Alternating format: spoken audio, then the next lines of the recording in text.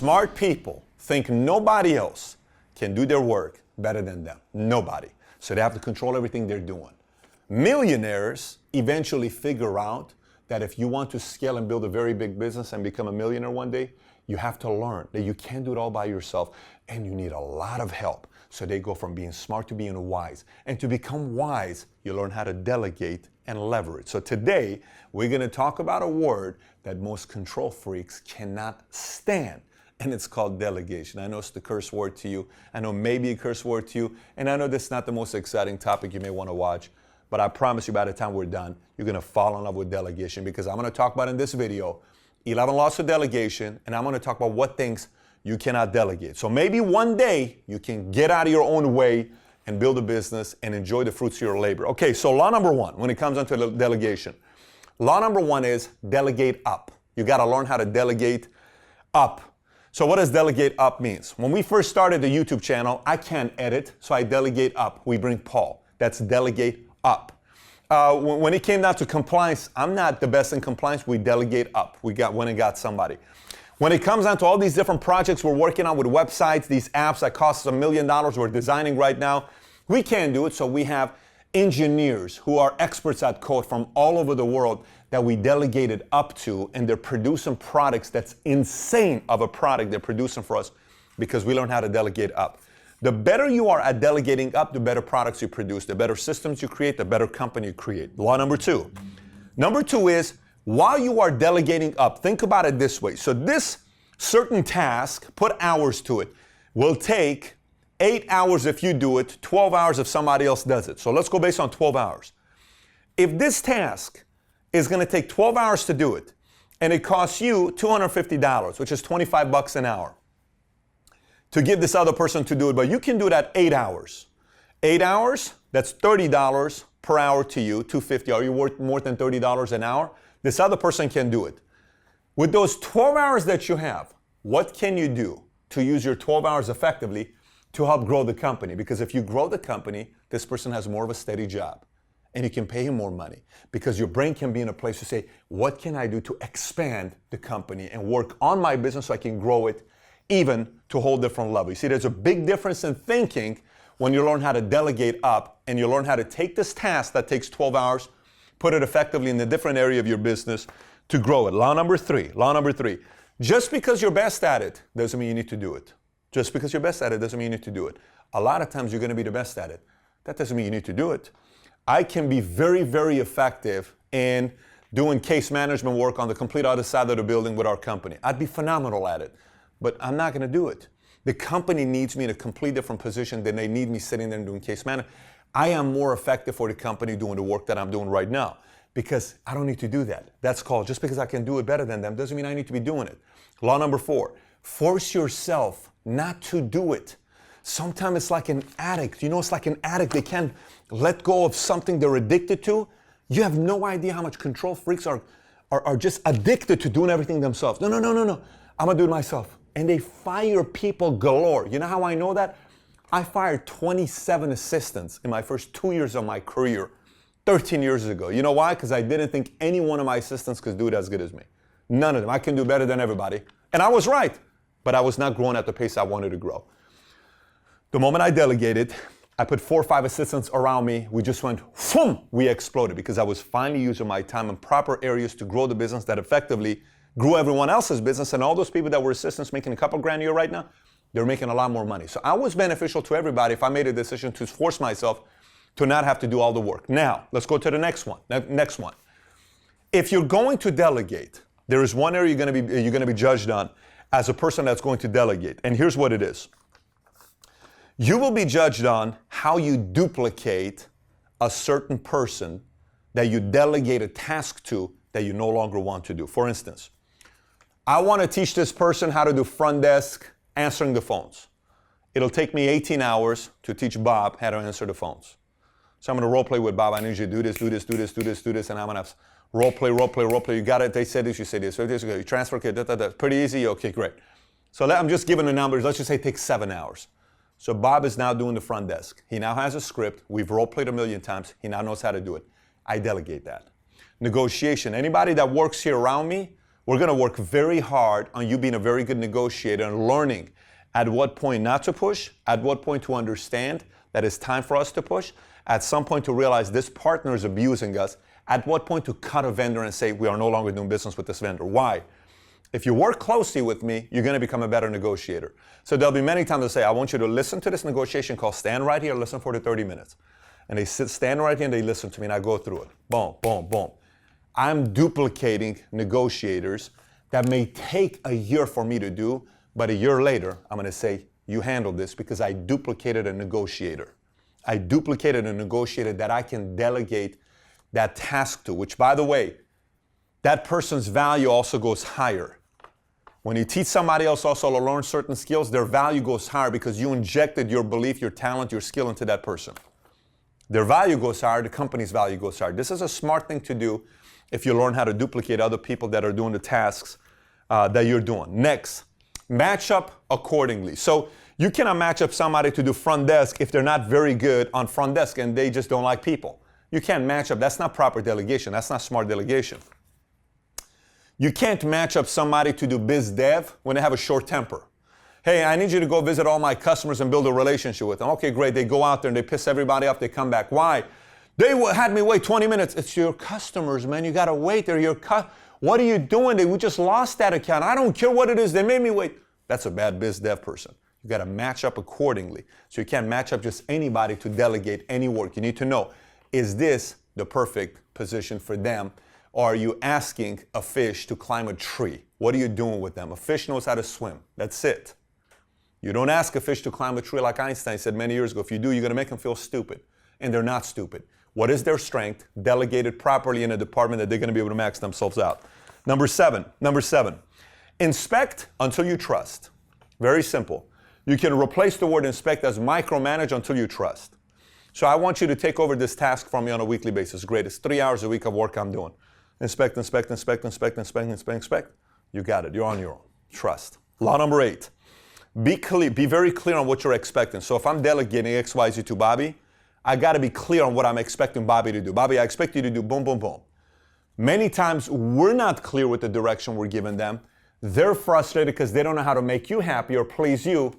There's friction. The friction is on your end, giving proper, clear expectation to the other person that you're delegating a certain responsibility to. This has got to be clear. Then they got to come back and you got to ask, do I make myself clear? Does this make sense to you? Do you have any questions? No, I got it. Perfect. Email, document, go ahead, move on. And then you hold them accountable, you follow up with it. Number 9, stop doing $10 an hour jobs. Okay, stop doing $10 an hour jobs yourself. And let me explain to you what I mean by stop doing $10 an hour jobs. I've said this in a few other videos before in the past, that I loved ironing and I loved shining my shoes. And at one point, even though I couldn't afford it, I stopped doing both because I had to increase my own value. Now, sometimes when people say that, they say, well, Pat, are you saying that person's worth $10 an hour? They may. Yes. If a person is saying yes to a $10 an hour job, guess what they're saying? That's what I'm worth. If a person says yes to a $70,000 a year job, that's what they're worth. If a person is saying yes to a $40,000 a year job, that's what they're worth. Now, by the way, so you may say, so I'm going to say no to those job offers. Then you're not very smart, because if that's truly your value in the marketplace, you saying no, that means you're unemployed. So what's a wise position for you to make? Right? So first of all, yes, this person is willing to choose to take this work for $10, and you shouldn't be doing it as an entrepreneur that wants to scale. You need to go into the wise side, not just the smart side. Now watch this. You better understand that this person is just as important as anybody else on the team. This is a very valuable position on what you're doing.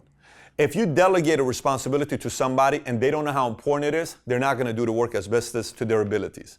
So you got to make that very clear with somebody when you give them certain tasks for them to do. Number 10, hire project managers. I like hiring project managers. Right now we're working on a certain project that's very, very big. We don't have the time to do everything ourselves. I have a project manager I hired from Australia who is the best of the best. He's phenomenal at what he does. He gives me reports. I know exactly what's going on. He does it, sends us emails. We get on a Skype, we get on a call. I found this guy, myself personally, I recruited him. He's exceptional. And we're going to do business with him for many, many, many years to come. Initially, it was supposed to be a 10-hour job that we did. I think we've done so many hours right now, we'll be doing business for the next 10 years together. Hire project managers. It allows you to do the bigger things to grow the business. Last law here. Number 11, Be a leader. Be a leader, not a doer of all. Let me say it again. Be a leader, not a doer of all. A lot of times we say things like, he's a doer, he does everything himself, he's a doer, he's a doer. Great. Be a doer of where you increase the value of your abilities and the company and everybody else's the highest possible. Be a doer there, not be a doer of everything. Nope. Be a leader. Lead and do the areas that you are very good at. Do those things, not doing all. When you first start a business, you're going to do all. When you first start a business, you're going to do compliance, you're going to do operations. You're going to have, when I first, I'm doing negotiation, customer service, front desk, issues, complaints. I am doing every single thing you can be thinking about when we first started. Every single thing you can be thinking about, I'm doing it. But not eventually. Eventually, you need to become a leader, and you need to not become the doer of all things in your business. So now let's talk about the things you cannot delegate. Okay, I'm going to get a little bit more into detail about what you cannot delegate. First things first, a high-level skill or behavior. Now, this could be something you can delegate, but this could be also something you cannot delegate. Maybe this is your main skill set that you need to do this yourself and not delegate it. It could be negotiation. Maybe this is a big deal that you got to negotiate. It could be it could be something you're doing with the business that is your area of expertise when it comes down to certain numbers, tracking, something you got to do that you know the dots on how to come up with the formula. You got to be a part of it. You can't just say, here you go, because then they're going to come back after 40 hours of putting into it and all the reports are wrong. Maybe there's a part of it you need to be a part of and some you don't. But you can pretty much determine what area you can delegate and what area you cannot. It also has a lot to do with what phase of your business you're in. Startup. Are you in the survival phase where you have to touch everything? Are you more formulation? Are you in explosion? Are you in plateau? What phase of your company are you in? Number two, relationships. Your best customers. You got to touch your best customers. Your best customers like to do business with you. Your best partners, your best vendors. And this doesn't mean every single time. I don't deal with my customers and my vendors every single time, but you better believe I deal with them when it comes down to important issues. I'm involved as the CEO. One of my best customers, best vendors, best partners. Number three, sales force loyalty. It all has to do with what kind of a company you want to build. A lot of times, CEOs, they don't want to deal with sales. I love dealing with sales. I am the happiest when I'm dealing with sales. Here's why. You take sales out, you're out of business. You better be good to your salespeople. Because if you don't take care of your salespeople, I guarantee you somebody else will. Like me, I am always looking for great salespeople. I will take care of them if they come and work with us here. We had a guy this morning on a conference call said, I can't even believe I'm part of a company that Pat just gave me a brand spanking Harley Night Rod special, and he gave me what was the other thing that we gave him? We gave him a Rolex presidential watch, all at the same day. Same day he picked up. This is phenomenal. Jason said that earlier today. This is phenomenal. When does this happen? We don't have a problem doing that because sales is very, very important. And I handle a lot of sales myself because to me, they matter a lot. So there's certain things you cannot delegate when it comes down to that. Next, four, crisis. You can't just say, hey, we have a crisis, you handle it. Nope, you got to be a part of it. Hey, we're getting sued, you got to be a part of it. Hey, we have this, you got to be, hey, we got a complaint, you got to be part. You cannot let crisis go because sometimes there may be a small complaint that you're not willing to address because you don't think it's a big deal. Then all of a sudden, boom, boom, boom, boom, boom, becomes this big. Now you cannot solve it anymore. You could have solved it easily if you got involved earlier and just said, tell me about the problem. Let me make it 3 calls. We're good to go. Number 5, negotiation. You do. Kind of said that earlier a little bit. Number 5, big ticket items. So a lot of times, depending on your company standard, you may say any purchase is up to $10,000 needs the president's approval and CFO's approval. Anything above $20,000 needs my approval. Great. Hey, we're thinking about doing this at $73,000. No. We're thinking about doing this at $72,000, and I have a very simple system. If you come to me and you say, we have a purchase to make that's $50,000, I'll always say, do we have 3 different options? No. Go get 2 other options and then come back. We got 3 different proposals here. Okay, great. Let me look at them. 73, but gives this. 68, but gives that. But 52, however, this 52, they're newer. They don't know what they're doing, but it's $20,000 to them. I'm not comfortable with this. Let's go here. Okay, great. Awesome. Now you move on, but the finances you touch because you got to make a decision as a CEO to talk with your CFO about that, but that's purely your decision. Last one is the heartbeat behind a brand. The heartbeat behind a brand is the leader, the CEO, the entrepreneur, the visionary. You're the heartbeat behind the brand. You got to be touching the stuff that's the heartbeat behind the brand. You know the story. You may be the founder. You've touched it. You grew this thing. You are completely vested in the heartbeat. You got to participate in the heartbeat. Heartbeat has to do how people see the company, how people view the company, how's the story being told, the mission, the vision. You can't just say, you guys go put the nice mission statement, vision statement, all this stuff, and then bring it and I'll approve it. You got to be part of it.